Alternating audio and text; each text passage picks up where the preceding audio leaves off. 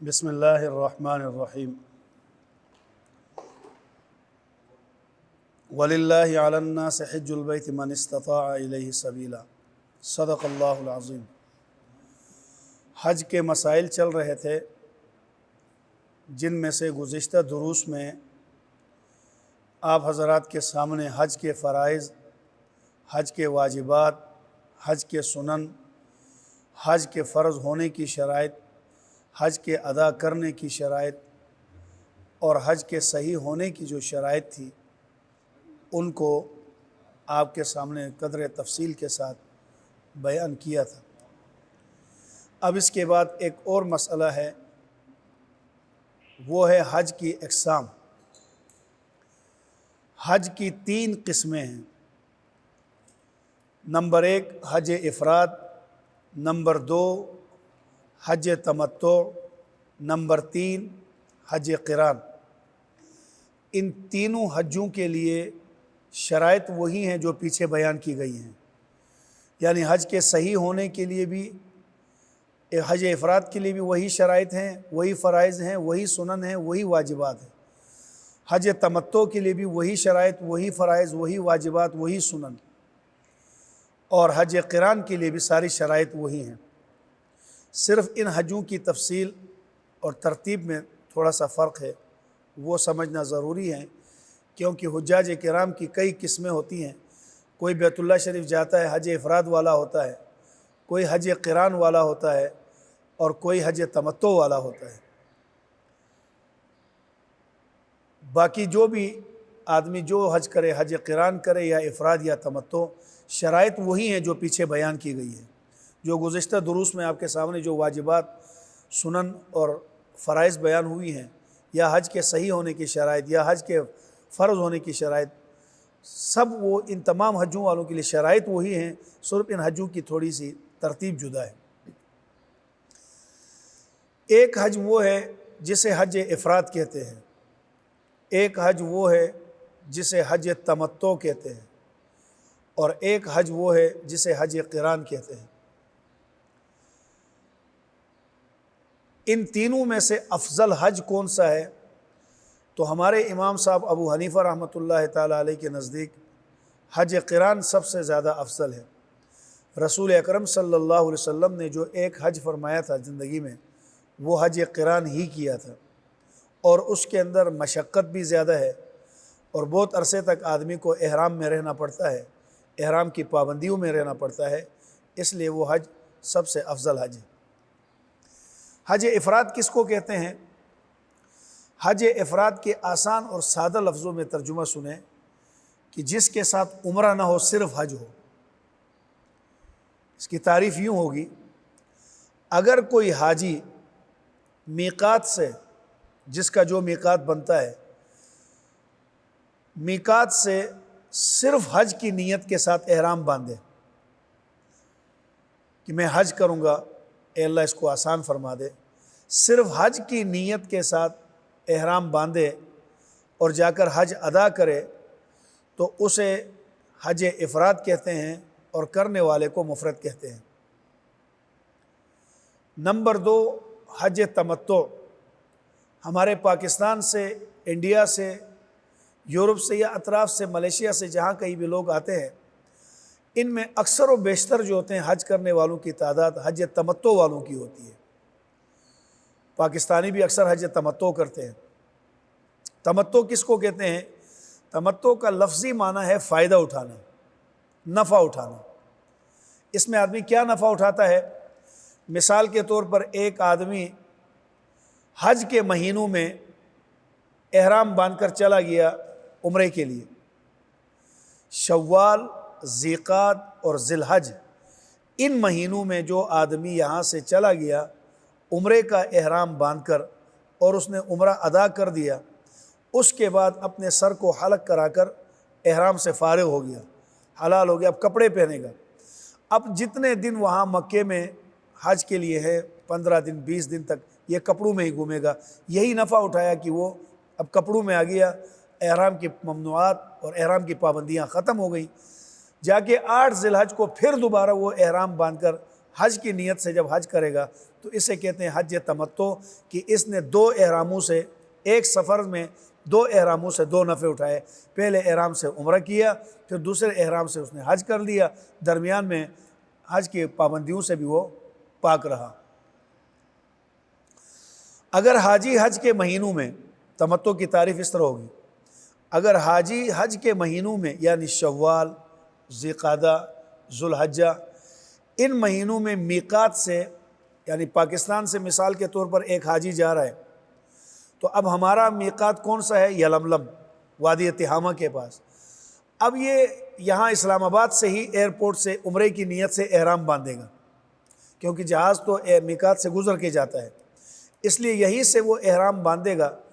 احرام باندھتے وقت وہ عمرے کی نیت کرے گا، صرف جا کے حرم شریف میں جا کر وہ طواف کرے گا اور صفا مروہ کر کے فارغ ہو جائے گا، تو سر حلق کرائے گا یا قصر کرائے گا، بال چھوٹے، اس کے بعد اپنا احرام کھول کر کپڑے پہنے گا۔ اب حج کے دنوں تک جتنے دن اس کے پاس باقی ہیں وہ کپڑوں میں گھومے گا، پھرے گا، احرام کی پابندیاں نہیں ہیں۔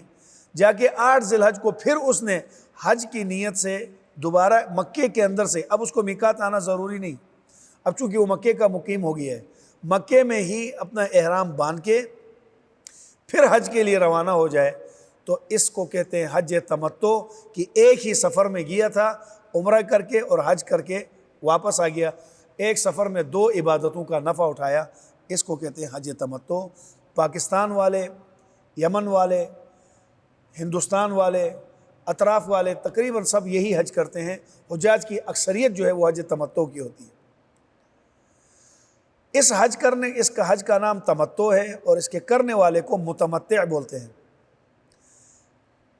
تیسرا حج ہے حج قران۔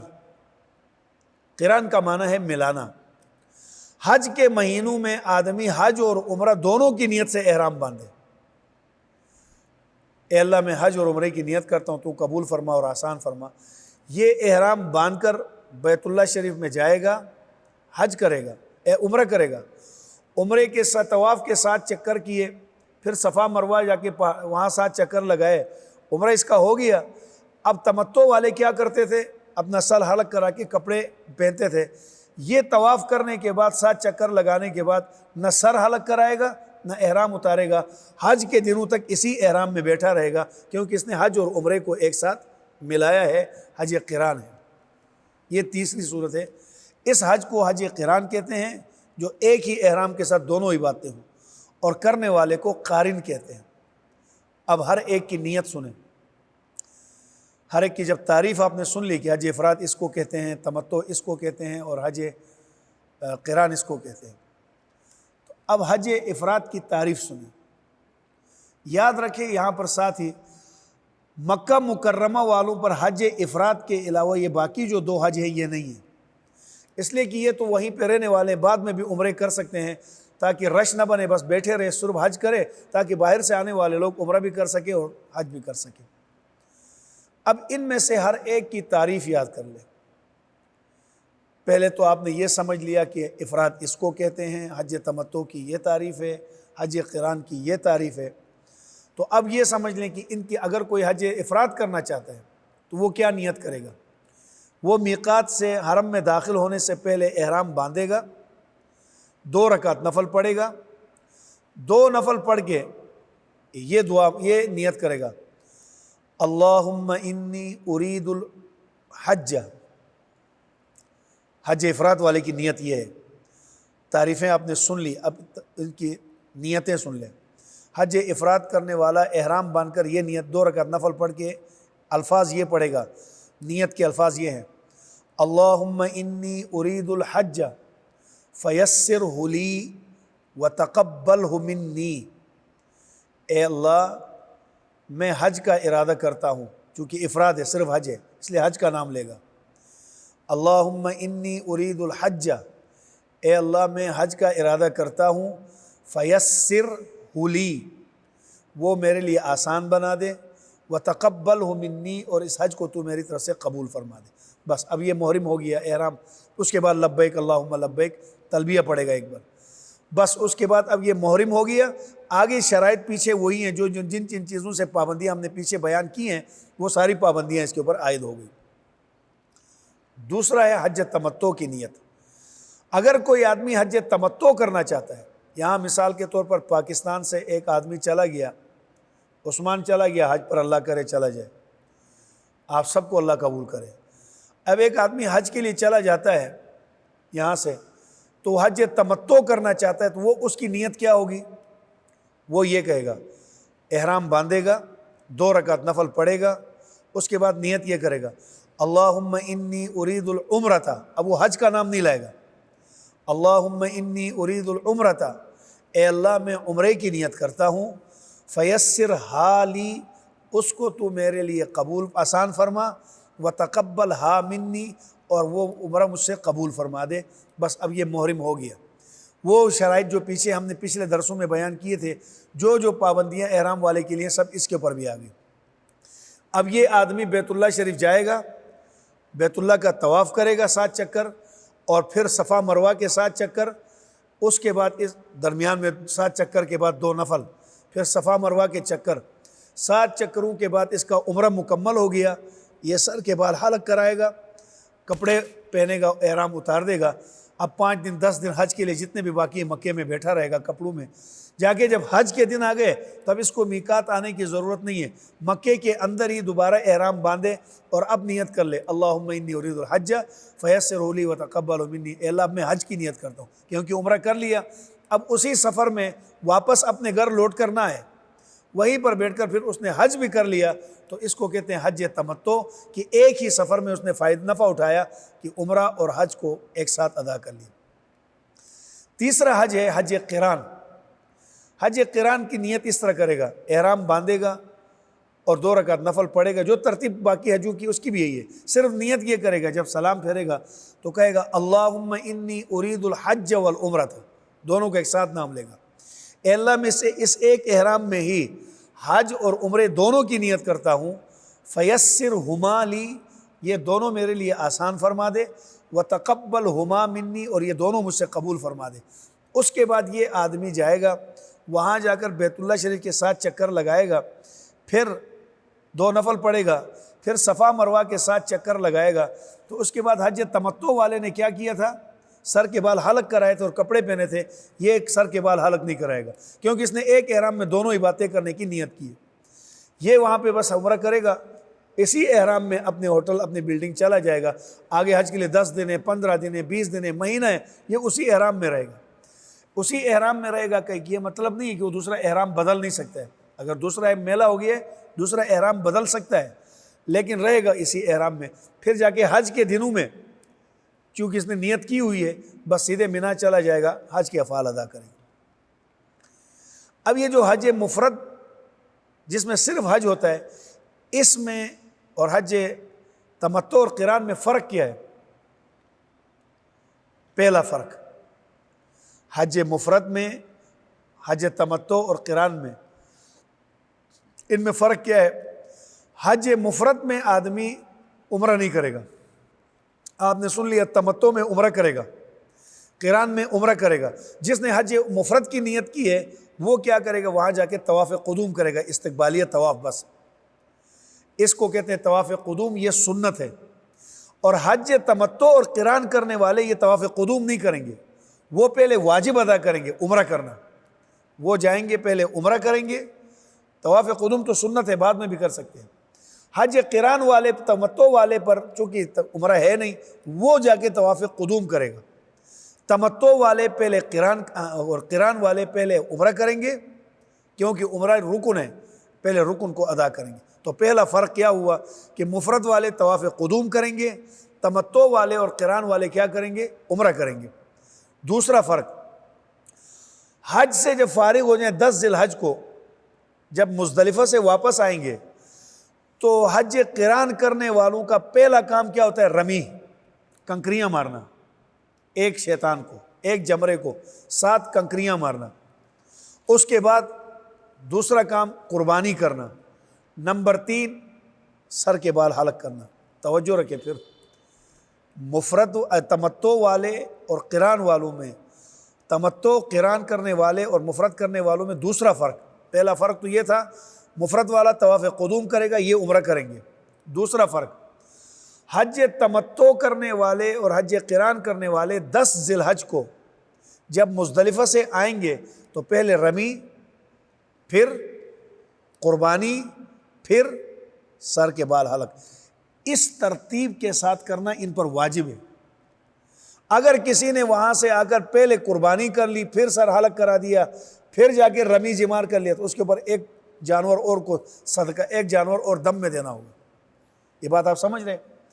تمتع والے اور قران والے 10 ذی الحج کو یہ کام ترتیب سے کریں گے۔ پہلا کام کیا کریں گے؟